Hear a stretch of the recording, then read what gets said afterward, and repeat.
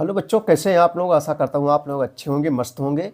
तो बच्चों, आज के इस वीडियो में एक बार फिर से हम कक्षा 12 के विद्यार्थियों के लिए सिविक्स यानी नागरिक शास्त्र के मोस्ट इम्पॉर्टेंट क्वेश्चन लेकर आए हैं, जो 2024 बोर्ड एग्जाम के लिए वेरी इंपॉर्टेंट रहेगा बच्चों। तो दोस्तों फरवरी में परीक्षाएं होंगी, तो हम लोग नागरिक सबसे पहले नागरिक शास्त्र का पेपर होगा, 8वां हिंदी के बाद नागरिक शास्त्र का पेपर होगा। तो हम लोग नागरिक शास्त्र के वेरी इंपॉर्टेंट क्वेश्चन लेकर आए हैं, जो 2024 के लिए मोस्ट इम्पॉर्टेंट रहेगा बच्चों। यह NCERT रहेगा, और NCERT सभी बोर्ड के स्टूडेंट्स के लिए वेरी इंपॉर्टेंट रहेगा। तो चलिए कक्षा 12 के विद्यार्थियों के लिए हम लोग नागरिक शास्त्र के महत्वपूर्ण प्रश्नों को देखते हैं। बच्चों देखो, आप लोगों को पेपर में क्वेश्चन को नहीं छोड़ना है, सारे क्वेश्चन करना है। और बच्चों राइटिंग अच्छी होनी चाहिए। यदि आपको अच्छा नंबर लाना है तो राइटिंग आपकी सुंदर होनी चाहिए। जो भी लिखे स्वच्छ लिखे, और क्वेश्चन को नहीं छोड़ना है। जैसे लॉन्ग क्वेश्चन है तो उसको जैसे 150 शब्द में लिखना है, 100 शब्द में लिखना है, तो उसको दोस्तों पूरा लिखिए। अपने मन से लिखेंगे तो आप फेल नहीं होंगे। जो लड़का अपने मन से लिखता है वो फेल नहीं होता है दोस्तों। तो क्वेश्चन को नहीं छोड़ना है, पूरे क्वेश्चन लिखना है। मार्क्स आपको पूरे मिलेंगे, अच्छे अंक मिलेंगे। तो चलिए देर न करते हुए, समय बहुत कम है, हम लोग सबसे पहले बहुविकल्पी प्रश्नों को दोस्तों देखेंगे। पहला क्वेश्चन आपके सामने जा रहा है। पहला क्वेश्चन है कि चीन की क्रांति किस वर्ष हुई थी। चीन की बच्चों क्रांति किस वर्ष हुई थी। 4 ऑप्शन दिया गया है, 1947 में, 1949 में, 1951 में, 1954 में। तो क्रांति में होता है बच्चों परिवर्तन, है कि एक बदलाव। चीन की क्रांति किस वर्ष हुई थी, 1949 ईस्वी में हुई थी। यहाँ सही जवाब खा हो जाएगा। चलिए दोस्तों अगला क्वेश्चन हम लोग देखते हैं। सार्क एक संगठन है। सार्क एक क्षेत्रीय संगठन है। जो क्षेत्रीय संगठन होते हैं दोस्तों, उसमें कम देश होते हैं। जो अंतर्राष्ट्रीय संगठन होते हैं उसमें ज़्यादा देश होते हैं। तो सार्क यानी दक्षेश की स्थापना कब हुई थी, 1950 में, 1970 में, वर्ष 1980 में, 1985 ईस्वी में। तो यहाँ सही जवाब दोस्तों क्या हो जाएगा, वर्ष 1985 ईस्वी में। सही जवाब घा हो जाएगा। चलिए अगला क्वेश्चन देखेंगे हम लोग। संयुक्त राष्ट्र संघ की स्थापना कब हुई थी। बहुत ही वेरी इंपॉर्टेंट क्वेश्चन ये दोस्तों, संयुक्त राष्ट्र संघ से जरूर क्वेश्चन पूछे जाते हैं। तो संयुक्त राष्ट्र संघ की स्थापना कब हुई थी। संयुक्त राष्ट्र संघ बच्चों दुनिया का सबसे बड़ा अंतर्राष्ट्रीय संगठन है।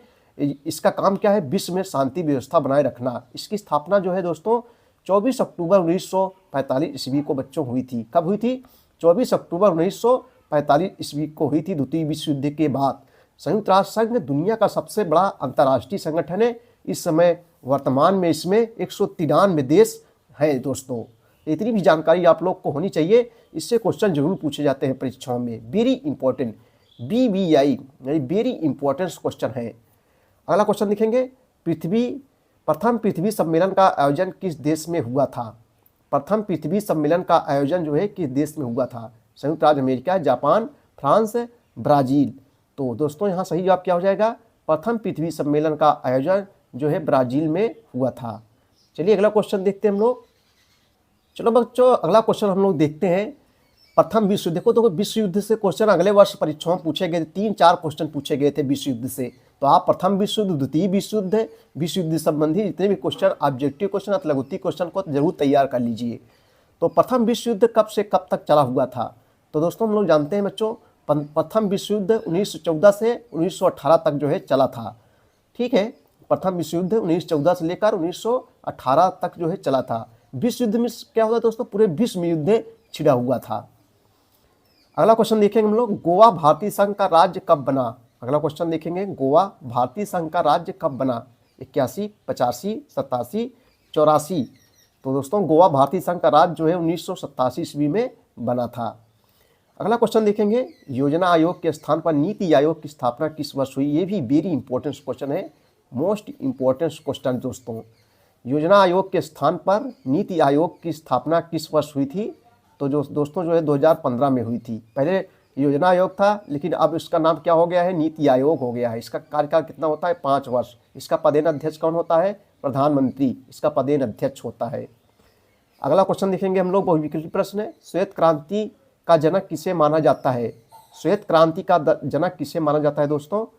तो 4 ऑप्शन दिया गया है, आपको बताना इसमें श्वेत क्रांति का जनक किसे माना जाता है। तो वर्गीज कुरियन को श्वेत क्रांति का जनक माना जाता है। श्वेत क्रांति किससे संबंधित है? दुग्ध उत्पादन से संबंधित है। दूध का रंग कैसा होता है? सफ़ेद होता है, ट्रिक्स हम लोग। और श्वेत क्रांति किससे संबंधित? दुग्ध उत्पादन से संबंधित है। क्रांति में क्या होता है दोस्तों? एकाएक परिवर्तन, एकाएक बदलाव। अगला क्वेश्चन देखेंगे, ताशकंद समझौता किसके बीच हुआ था? किसके किसके बीच हुआ था ताशकंद समझौता? भारत पाकिस्तान, भारत नेपाल, भारत भूटान, भारत श्रीलंका।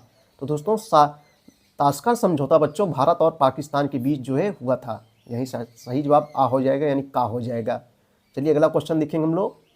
चलो अगला क्वेश्चन देखेंगे। क्वेश्चन नंबर 10 है कि संपूर्ण क्रांति के जनक दोस्तों कौन थे? संपूर्ण क्रांति के जनक कौन थे? राम मनोहर लोहिया, इंदिरा गांधी, जयप्रकाश नारायण, लाल बहादुर शास्त्री।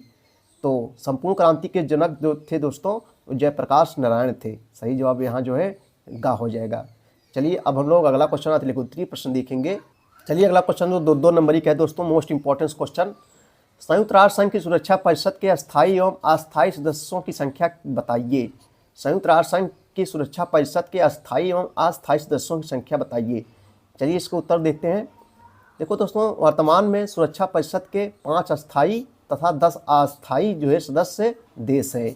यह जो है यूएनओ का सबसे महत्वपूर्ण अंग है। यह जो है यूनाइटेड नेशनल ऑर्गेनाइजेशन यूएनओ का सबसे महत्वपूर्ण अंग है।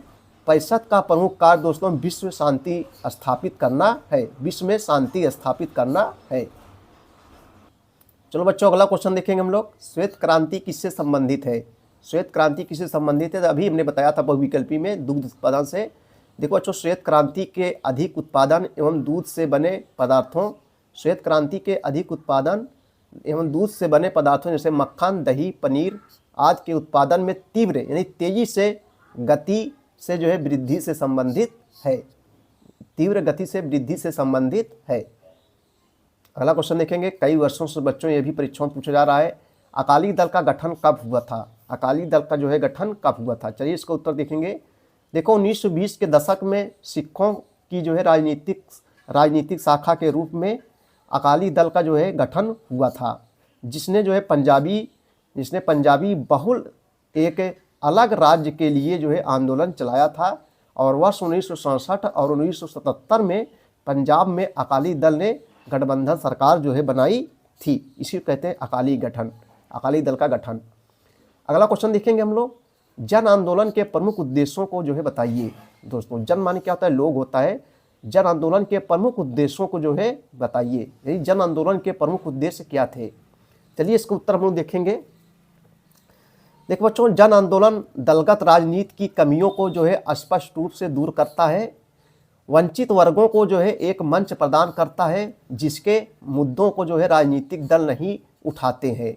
सामाजिक तनाव एवं जनता के विरोध को जो है एक दिशा देकर लोकतंत्र की रक्षा एवं विकास करना आदि जो है जन आंदोलन के प्रमुख उद्देश्य है। लोकतंत्र क्या होता है दोस्तों? लोगों द्वारा चुनी गई सरकार को लोकतंत्र कहते हैं। जिससे अपने इसमें इंडिया में क्या है? लोकतंत्र है। तो लोकतंत्र की रक्षा एवं विकास करना आदि जो है जन आंदोलन के प्रमुख क्या है? प्रमुख उद्देश्य माने जाते हैं। चलिए दोस्तों अगला क्वेश्चन हम लोग देखते हैं। अगला क्वेश्चन बच्चों most important very important question है। बार बार परीक्षाओं में पूछा गया है। सोवियत संघ के विघटन के बाद क्या परिणाम हुए? अगला क्वेश्चन हम लोग देखेंगे कि सोवियत संघ के विघटन के बाद जो है क्या परिणाम हुए। तो इसका उत्तर देखेंगे। देखो सोवियत संघ के विघटन के बाद जो है निम्न परिणाम सामने आए। निम्न आ जाए तो नंबर एक जो है द्वि ध्रुवीयता का अंत हो गया। द्वि ध्रुवीयता बोले तो एक सोवियत संघ और अमेरिका। ठीक है दोस्तों, सोवियत संघ के विघटन के बाद जो है निम्न परिणाम सामने आए। नंबर एक, दो ध्रुवीयता का अंत हो गया। अंत हो जाने से शीत युद्ध की जो है समाप्ति हो गई। शीत युद्ध किसे कहते हैं? ऐसा युद्ध जिसमें युद्ध नहीं होता लेकिन युद्ध जैसी स्थिति बनी रहती है, उसे शीत युद्ध कहते हैं। शीत युद्ध किसके किसके बीच हुआ था? अमेरिका और सोवियत संघ के बीच। तो दो ध्रुवीयता का अंत हो जाने से शीत युद्ध की समाप्ति हो गई। अमेरिका और सोवियत संघ के बीच जारी विचारात्मक लड़ाई का अंत हो गया। नंबर दो, विश्व व्यवस्था के जो है शक्ति संतुलन में बदलाव आया। नंबर तीन, स्वतंत्र राष्ट्रों के राष्ट्रकुल का जो है सृजन हुआ। नंबर चार दोस्तों, उदारवादी लोकतंत्र की जो है अवधारणा उभरी। नंबर पाँच, हथियारों की जो है प्रतिस्पर्धा समाप्त हो गई। नंबर छः, विश्व बैंक, अंतर्राष्ट्रीय मुद्रा कोष जैसी वैश्विक संस्थाएं जो है सलाहकारी भूमिका में आई। नंबर 7 दोस्तों, पूंजीवादी अर्थव्यवस्था सबसे बड़ी अर्थव्यवस्था के रूप में जो है उभरी। पूंजीवादी अर्थव्यवस्था सबसे बड़ी अर्थव्यवस्था के रूप में उभरी। दोस्तों अपने यहाँ कौन सी अर्थव्यवस्था है? मिश्रित अर्थव्यवस्था है, जिसमें पूंजीवादी और साम्यवादी दोनों जो है का मिश्रण है अपने अर्थव्यवस्था में, यानी मिश्रित अर्थव्यवस्था है, पूंजीवादी भी है और समाजवादी भी अर्थव्यवस्था है। चलिए अगला क्वेश्चन हम लोग देखेंगे, दीर्घोत्तरीय प्रश्न है। स्वतंत्रता के पश्चात भारत में राज्यों का पुनर्गठन दोस्तों कैसे हुआ?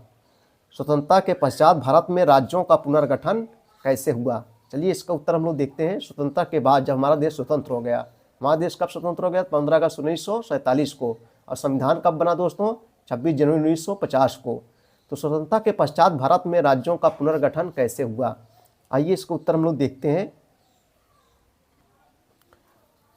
राज्यों का पुनर्गठन प्रशासनिक विभाजन का मामला नहीं था, बल्कि राज्यों की सीमाओं को इस प्रकार तय करना था कि देश की भाषाई और सांस्कृतिक बहुलता की जो है झलक मिले तथा राष्ट्रीय अखंडता को जो है कोई क्षति न हो।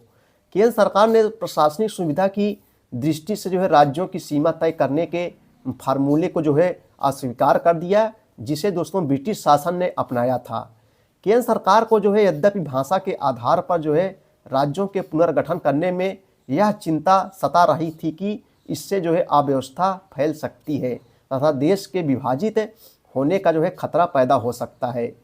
किंतु जन आकांक्षाओं और जन आंदोलन को जो है देखते हुए सरकार ने जो है भाषाई राज्यों पर राज्यों के पुनर्गठन को जो है स्वीकार किया था तथा वर्ष 1953 में जो है राज्य पुनर्गठन आयोग का गठन किया गया। कब किया गया दोस्तों?